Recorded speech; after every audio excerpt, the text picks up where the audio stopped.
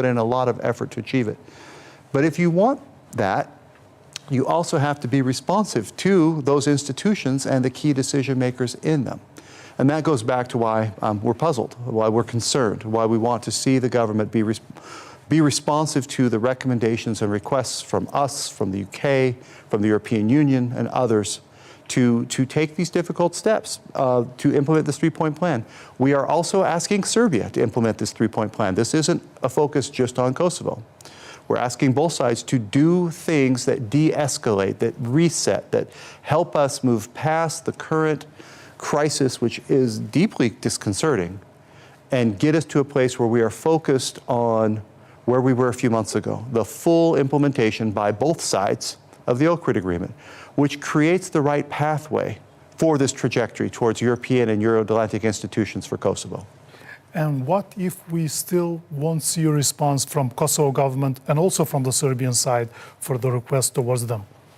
Well, as you saw in the letter from the senators, if the fundamental building blocks of this relationship are not reciprocated, we urge you, and this is a letter to the president, to consider further steps to limit those relationships as we've outlined above.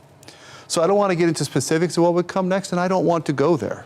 I was so disappointed when we were in a situation where the U.S. commander of the European Command, four-star General Cavoli, made the decision to suspend Kosovo's participation in Defender Europe 23. Nobody wants that, but he made that decision because he assessed that a choice made by the Prime Minister of Kurti heightened the level of risk for NATO soldiers and American soldiers in Kosovo. Now, I will not say that Kosovo is solely responsible for the situation in the north. It is not. We know that.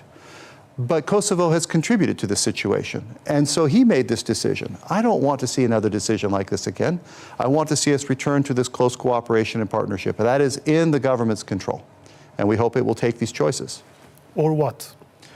Well, as I said, I don't want to get into specifics. I will say that it's clear that there would be some additional consequences if we continue down the path of the government of Kosovo not being responsive to the requests from all of its friends, from all of the countries that have and have shown over more than a decade or two our commitment to seeing Kosovo take its place within Europe and within European and Euro-Atlantic structures.